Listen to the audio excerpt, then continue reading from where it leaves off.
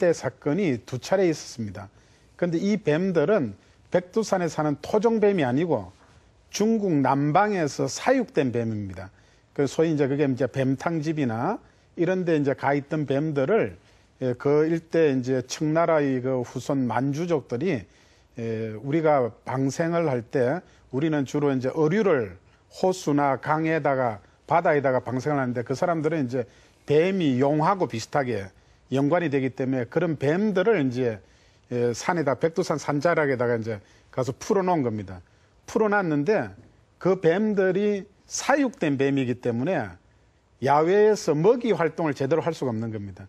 그러다 보니까 뱀도 조그마한 진영이 있는지 생각나는 게 우리 주인이 내한테 모이 주던 생각이 나기 때문에 산 속에서 이제 도로 쪽으로 차가 다니고 하는 도로 쪽으로 나오면서 이제 사람들한테 발각이 돼가지고 그걸 이제 지진의 어떤 전조 현상, 화산의 전조 현상.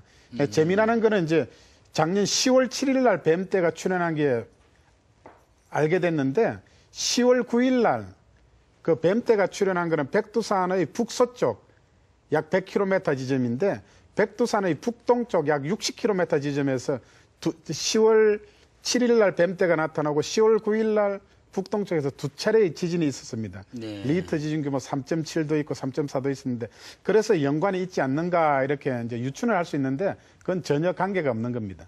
네. 또 다음 분, 네, 질문하시죠.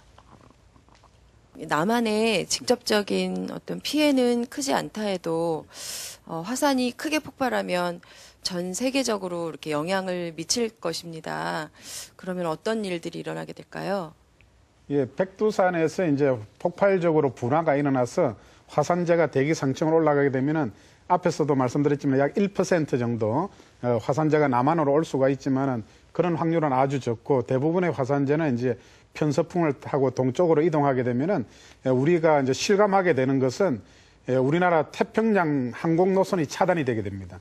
그러면은 이제 항공 대란이 발생하게 되고 그런 항공 대란이 10일 정도 발생한다고 하면은 우리나라 수출 화물의 3분의 1이 항공기를 이용하는데 약 25억 달러 이상의 피해를 입을 것으로 그렇게 추정이 됩니다. 네. 그리고 이제 백두산에서 많은 화산재가 올라가게 되면은 1815년에 있었던 인도네시아 탐보라 화산 분화 사건처럼 지구 전체에 영향을 줄 수가 있기 때문에 북반구에서는 적어도 4도씨 이상의 기온 하강이 우려가 되고요. 그렇게 되면은 식물들이 잘 안 되고 곡식이 잘 안 되고 그러면 기근이 들고 또 어떤 장소에는 냉해가 들고 이제 어떤 장소에는 비가 안 와가지고 그런 기근이 들고 하는 그런 것들이 일어날 수가 있기 때문에 예의주시해서 어떤 사건이 어떻게 일어날 건가를 연구할 필요가 있습니다. 네, 교수님은 이제 지구과학 교육을 전공하시는데 네. 뭐 여러 분야가 있을 텐데 화산을 연구하시게 됐는데 좀 계기가 있으십니까? 예, 저는 지구과학 분야 중에서 지질학 쪽을 했는데 네. 제가 대학 다닐 때 제 스승님께서 경성제국대학을 졸업하시고 또 화산에 관심을 가지시고 연구를 하셨기 때문에 그 교수님 연구실에서 이제 계속 연구를 하다 보니까 우리나라에는 활화산이 없는 겁니다. 네. 활동 일본과 같은 그런 화산이었기 때문에 우리 이제 뭐 휴화산이라고 그러나요, 그러면? 뭐 사화산 뭐 이렇게 사화산 내지는 휴화산으로 볼 수가 있죠. 예. 그래서 이제 그렇지만 우리나라에 이제 지금으로부터 7천만 년 전에서 6,500만 년 전 중생대 백악기 말 공룡이 다 죽을 때 그 당시에 우리나라 경상남북도 전라도 일대는 굉장한 화산 지역이었습니다. 아, 그렇습니까? 예, 그래서 많은 화산들이 있기 때문에 어느 지명들이 그렇습니까? 경상북도 청송에서부터 네. 의성의 금성산 그건 화산입니다. 의성의 금성산 거기서 내려오면은 이제 대구 앞산. 네, 대구 시내에 있는 건데. 예, 대구 시내 남쪽에요. 예. 앞산도 화산이었고 그다음에 이제 밀양 청도 지역에 대운산, 운문산, 가지산. 가지산은 유명한. 예, 가지산 일대도 화산이었고요. 예. 그다음에 이제 동쪽에 있는 그 기장 울주 쪽에 있는 대운산 더 남쪽으로 오면은 이제 마산 진해 지역도 화산 지역이었고 거제도 남해 그다음에 서쪽으로 가면서 완도 진도 네. 그다음에 이제 내장산 뭐 이런 지역이 다 화산 지역이었습니다. 7천만 년에서 6,500만 년 사이. 그래서 이제 화산의 형태는 남아있지 않지만은 지질 조사를 해보면은 과거에 이 화산의 규모가 어느 정도 된다 하는 걸 알 수가 있습니다.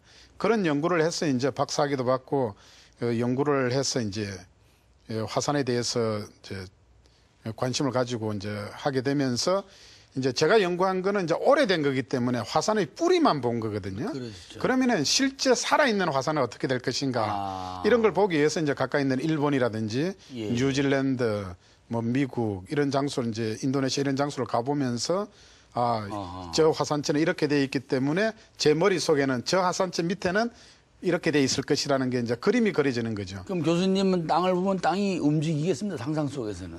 뭐 한때는 어떤 지질 조사를 가서 화산암을 암석을 보면은 이 화산암이 만들어지는 과정이 머릿속에서 이제 이 그림이 그려지죠. 네. 96년대는 중국에 가서 교환 교수도 하시면서 직접 연구를 하셨다고 그러는데 그때 그 중국 쪽의 연구 분위기나 정도는 어땠습니까?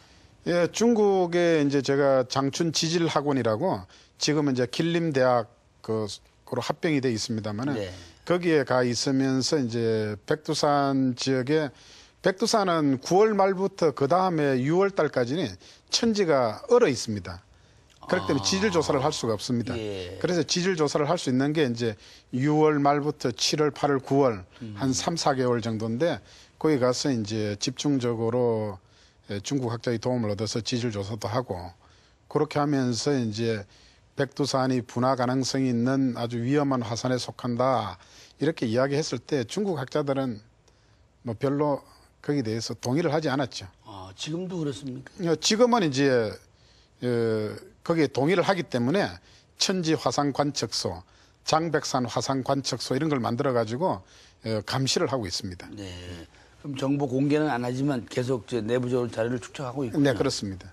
혹시 그 혼자 가셔서 그런 그 백두산 화산 연구를 하는데 오해 받으시거나 뭐 다른 시각으로 보는 그런 시선은 없었습니까?